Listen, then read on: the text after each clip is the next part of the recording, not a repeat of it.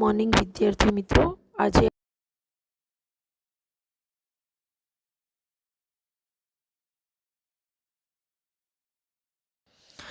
તેમના લેખિકા છે કુંદનિકા કાપડિયા અને આનો જે સાહિત્ય પ્રકાર છે તે કુટુંબ કથા છે. એ કુટુંબનો સરસ મજાનો પ્રસંગ અહીંયા આપેલો છે. તો આપણે પહેલાં લેખિકાનો પરિચય મેળવી લઈએ. તમને આજે સ્ક્રીન ઉપર ફોટો દેખાય છે તે કુંદનિકા કાપડિયાનો છે. તેમનો જન્મ ઈસવીસન 1927માં થયો છે. હજી તેઓ મૃત્યુ પામેલા નથી. હવે આ કુંદનિકા કાપડિયાનો જન્મ લીંબડી મુકામે થયો. તેઓ વાર્તાકાર તેમજ નવલકથાકાર તરીકે જાણીતા છે. આ લેખિકા છે તે વાર્તાકાર અને નવલકથાકાર તરીકે જાણીતા છે. પ્રેમના આંસુ, કાગળની હોડી વગેરે તેમના જાણીતા વાર્તા સંગ્રહો છે. 7 પગલાં આકાશમાં એમની બહુ ચર્ચાયેલી નવલકથા છે. પરમ સમીપે વિશિષ્ટ રીતે તૈયાર કરેલો એક પ્રાર્થના સંગ્રહ પણ છે. એમણે સાહિત્ય સાથે સાથે સમાજ સેવા પણ અંગીકાર કરી છે. હાલ તેઓ વલસાડના નજીક આવેલા નંદીગ્રામમાં સ્થાયી થઈ સાહિત્ય સર્જન કરી રહ્યા છે.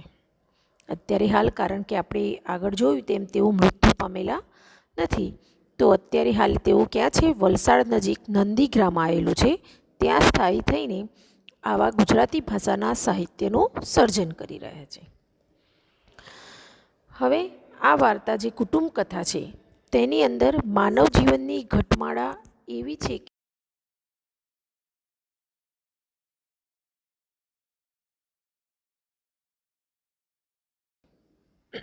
આપણે બધા માનવના જીવનની જે ઘટમાળા છે કે એકવાર સુખ આવે પછી દુઃખ આવે, એમ ચડતી પછી પડતી, કુદરતના ક્રમ પ્રમાણે આપણે અવશ્ય આવી રીતે આવતું જ હોય છે.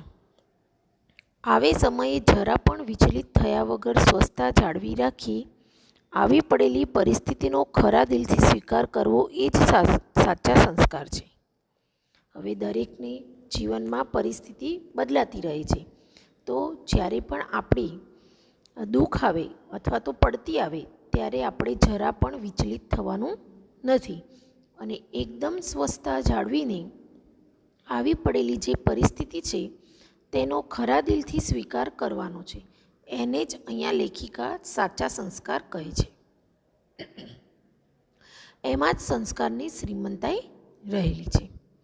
એક સમય હતો જ્યારે અહીંયા શેઠ જગમોહનદાસ અને તેમના કુટુંબ શ્રીમંતાઈમાં ઝૂલતા હતા. અહીંયા એક કુટુંબ છે આખું, એમાં શેઠ જગમોહનદાસ હોય છે તેમના કુટુંબ.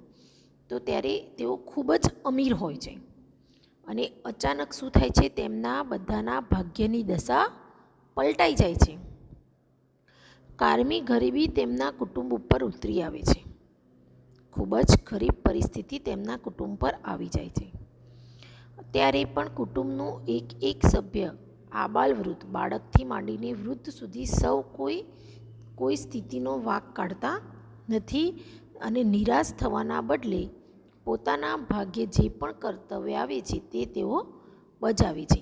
અને આવા સમયે પણ શું કરે છે? એ આખા કુટુંબના સભ્યો એકમેક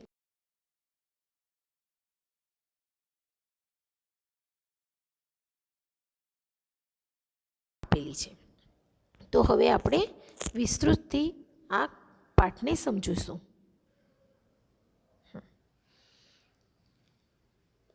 જગમોહનદાસ એટલા શ્રીમંત હતા કે એમના વર્તુળમાં તે રાજા નામથી જ સંબોધાતા. હવે આ જગમોહનદાસ ખૂબ જ પૈસાદાર હતા, એટલે એમનું ફ્રેન્ડ સર્કલ હોય, મિત્ર વર્તુળ, તેની અંદર તેઓ શેના નામથી ઓળખાતા હતા? રાજાના નામથી જ સંબોધાતા. લક્ષ્મીદેવીએ બે હાથે એમની આરતી ઉતારી હશે. એમ કે લક્ષ્મીદેવી એમના ઘરે પૈસા બહુ જતા, એટલે એમ કહે છે કે લક્ષ્મીદેવીએ બંને હાથે એમની આરતી ઉતારી હશે. 60 લાખ રૂપિયાના ખર્ચે દરિયા કિનારે બંધાવેલો તેમનો આસમાની આનંદ મહેલ રાત્રે દીવાના ઝળહળતાથી અલકાપુરીની યાદ આપી જતો. હવે 60 લાખ એટલે કે 60 લાખ રૂપિયાના ખર્ચે તેમને દરિયા કિનારે એક મોટો બંગલો બંધાવ્યો હતો. તેમનું નામ હતું આનંદ મહેલ. અને રાત્રે દીવાના ઝળહળતા પ્રકાશ હોય તો અલકાપુરીની યાદ આપી જતો. અલકાપુરી એટલે સ્વર્ગની યાદ આપી જાય તેવો તેમનો બંગલો હતો. તેમને ઘેર 6 મોટરગાડીઓ હતી અને નોકર ચાકરનો તો પાર જ નહોતો. તેમના ઘરે કેટલી 6 ગાડીઓ હતી અને ચાકરો હોય તેમનો પાર નહોતો. જગમોહનદાસના કુટુંબમાં 8 સભ્યો. હવે આ જગમોહનદાસ જે છે તેમના કુટુંબમાં ટોટલ 8 સભ્યો. કોણ કોણ જોયો? તેમના પત્ની પાર્વતીબહેન, વૃદ્ધ પિતા દયાળજીભાઈ, કોના? જગમોહન,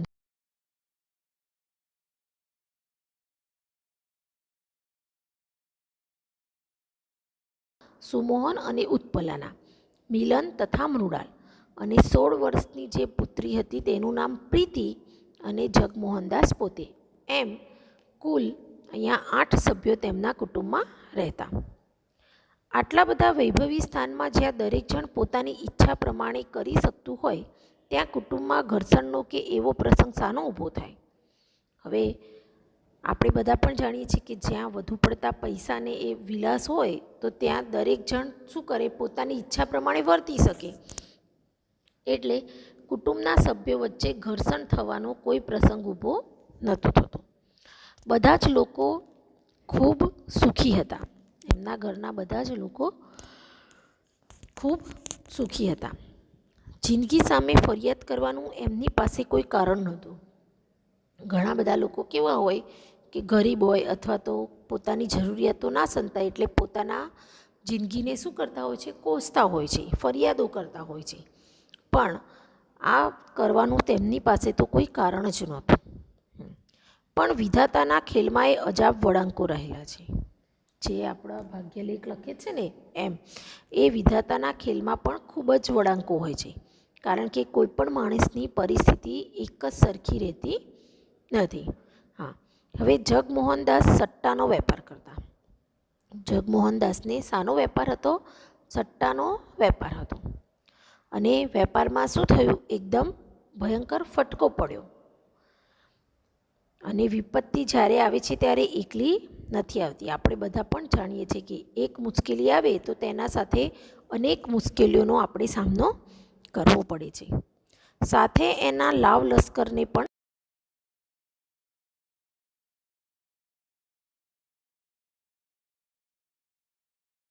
ની પરંપરા ચાલી ગઈ. એમને ખાલી શેમાં ભટકો આવ્યો તો? વેપારમાં.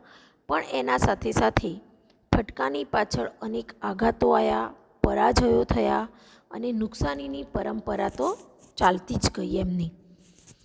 એટલે સાચું જ કીધું છે કે એમ કે વિપત્તિ આવે ત્યારે એના સાથે એના લાવ લશ્કરને લઈને જ આવે છે.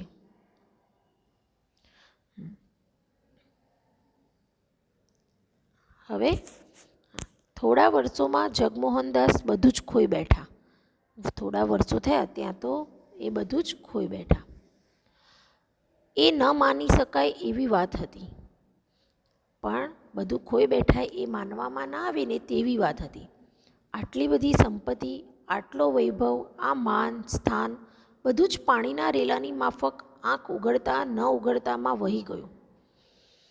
એમના જોડે ઘણી બધી સંપત્તિ હતો, બહુ બધી વૈભવ હતો, માન હતું, અનેક મોભા હતા. પણ બધું જ પાણીનો રેલો જેમ જતો રહે તેમ આંખ ઉઘડે ના ઉઘડે એટલામાં તો એમ કે ચપટી વારમાં તો બધું ખલાસ થઈ ગયું. નુકસાન એવડું મોટું હતું કે શેઠને પોતાનો બંગલો સુદ્ધા પણ વેચી નાખવો પડ્યો. હવે વેપારમાં એટલો બધો નુકસાન થયું હતું કે એના કારણે એમને શું કરવું પડ્યું? પોતાનો બંગલો પણ વેચી નાખવો પડ્યો. મોટર ગાડીને ઘરની બીજી કિંમતી વસ્તુઓ તો પહેલાં જ વેચી નાખેલી. આપણે આગળ જોયું ને કે એમને કેટલી મોટર ગાડીઓ હતી? 6 મોટર ગાડીઓ. અને બીજી જે બધી વસ્તુઓ હતી એ તો તેમને બંગલો વેચ્યો તે પહેલાં જ વેચી નાખવી પડી હતી. અતિશયોક્તિ વગર ખરેખર સોનાના પારણામાં જેમના બાળકો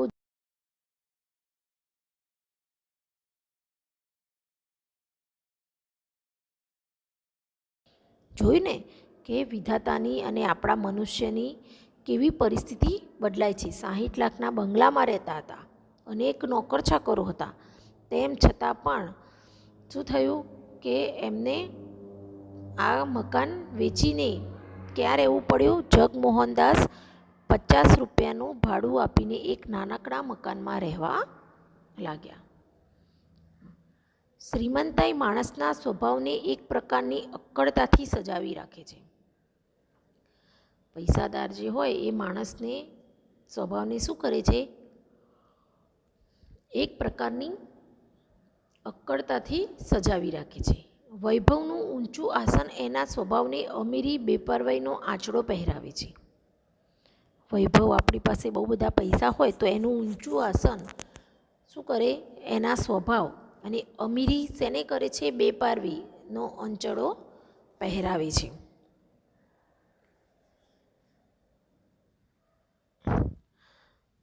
એટલે બેપરવાઈ એટલે કે પરવા વિનાનું, અને અંચોળો એટલે કે પાલવ, એમ તો કશુંક છુપાવવા માટેનું સાધન તો પહેરાવે છે.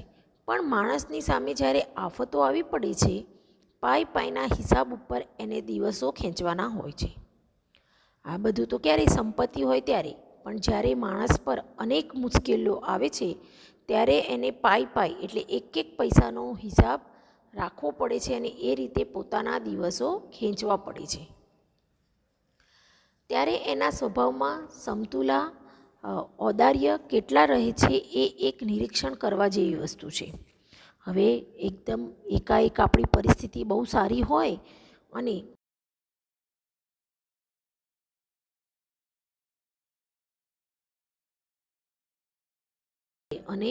શું ઔદાર્ય એટલે કે આપણામાં ઉદારતા કેટલી જળવાઈ રહે છે તે નિરીક્ષણ કરવા જેવી બાબત છે.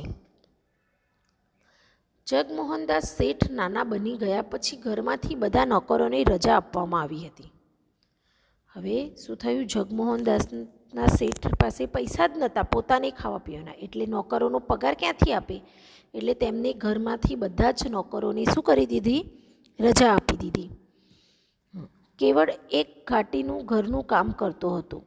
એક ઘાટી ઘરનું કામ કરતો હતો તો રસોઈનું કામ સ્ત્રી વર્ગે ઉપાડી લીધું હતું. ચળકતી નવી મોટરોમાં ફરતા શેઠિયાઓને બદલે હવે એમના ઘેર નાના સામાન્ય માણસોની અવરજવર વધી હતી. હવે એ શું કરવા લાગ્યા હતા કે કેવળ એક જ ઘાટી રાખ્યો હતો જે ઘરનું કામ કરતો, અને રસોઈનું કામ ઘરમાં સ્ત્રીઓ હોય તેમને સંભાળી લીધો. હવે એમના ઘરે તો પહેલાં કેવા મહેમાનો આવતા હતા? ચળકતી નવી મોટરોવાળા, એમ ગાડીઓવાળા શેઠિયાઓ. હવે એના બદલે એમના ઘરે સામાન્ય માણસોની અવરજવર થઈ ગઈ. જગમોહનદાસની પુત્રી પ્રીતિ મારી મિત્ર હતી. એટલે કે આ જગમોહનદાસ જે હતા તેમની પુત્રી કોણ? પ્રીતિ. તો એ કોની? આપણા લેખિકા કુંદનિકાબેન કાપડિયા છે તેમની મિત્ર હતી. હું એ લોકોના ઘણા સમયથી ઓળખતી. આ આપણા લેખિકા છે તે તેમને ઘણા સમયથી ઓળખતા, પણ મારું એમને ત્યાં જવા આવવાનું ઓછું રહેતું. પણ શું થતું હતું? આ લેખિકા એમના ઘરે બહુ જતા આવતા નહીં. પણ એમની બદલાયેલી સ્થિતિ પછી હું એમને ત્યાં અવારનવાર જતી, અને પ્રીતિ અને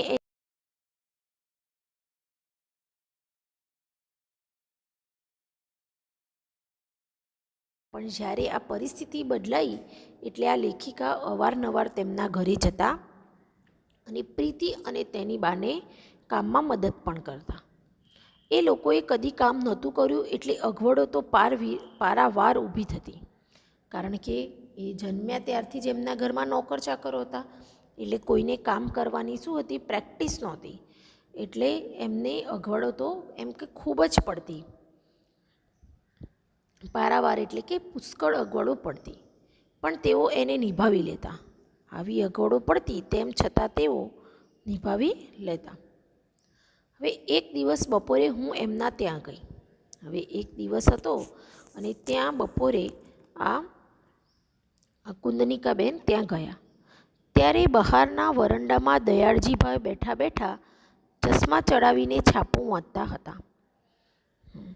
હવે એક દિવસ તેઓ ત્યાં ગયા ત્યારે બહાર વરંડા ખુલ્લી જગ્યા હોય ત્યાં દયાળજીભાઈ એટલે કે જગમોહનદાસના પિતા બેઠા બેઠા ચશ્મા ચડાવીને છાપું વાંચતા.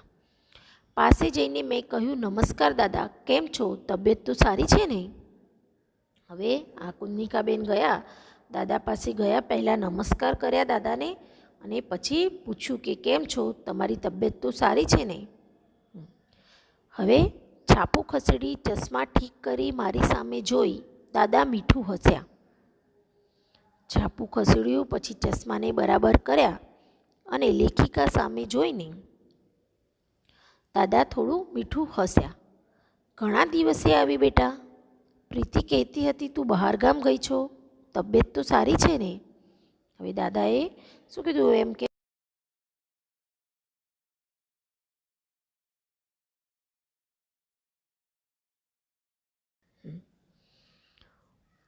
હવે હું તો દાદા વળી કયે દિવસે મજામાં નથી હોતી, પણ તમે કેમ છો એ તો કહો. હવે એ શું કહે છે, કેમ કે દાદા હું તો કયા દિવસ મજામાં, હું રોજ મજામાં જાઉં છું, પણ તમે કેમ છો તે કહો. દાદાએ એક હળવો નિશ્વાસ મૂકીને કહ્યું. હવે દાદાએ શું કર્યું, એક હળવો નિશ્વાસ મૂક્યો અને પછી કહ્યું, મારે શું દુઃખ છે દીકરી?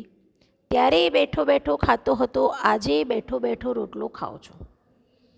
દાદા શું કહેવા લાગ્યા કે મારે તો કંઈ દુઃખ નથી દીકરી, હું તો ત્યારે જ્યારે ધન વૈભવ હતો ત્યારે બેઠો બેઠો ખાતો હતો અને અત્યારે પણ એ જ કરું છું. મને કશી વાતની તકલીફ નથી. હજુ આજે પણ સવારે હું પથારીમાં ઉઠું કે મસાલે નાખેલી ગરમ ચાનો સરસ કપ હાજર થઈ જાય છે. શું કહે છે, હજી પણ હું આજે સવારે જેવો ઉઠું ત્યાં મસાલો નાખેલી મસ્ત ગરમ ચાનો કપ હાજર થઈ જાય છે. વહુ મને પૂછીને રસોઈ બનાવે છે ને મારી તબિયત માટે જુદું પણ રાંધે છે. દાદા શું કહે છે કે વહુ તો મને પૂછીને જ રસોઈ બનાવે અને મારી તબિયત સારી નથી રહેતી માટે મારા માટે જુદું પણ રસોઈ બનાવે છે. બપોરે છાપા વાંચું છું ને સાંજે ફરવા જાઉં છું. દાદા શું કહે છે, બપોરે છાપું વાંચું અને સાંજે ફરવા જાઉં. મોટર નથી એટલે હવે ચાલવાની કસરત મળે છે, તે ઉલટું સારું રહે છે. હવે એમને શું કીધું કે હવે એમ કે ગાડી નથી તો એના કારણે મને ચાલવાની કસરત સારી મળે છે, તે ઉલટું સારું રહે છે. તો દાદા તમે નિશ્વાસ કેમ મૂક્યો?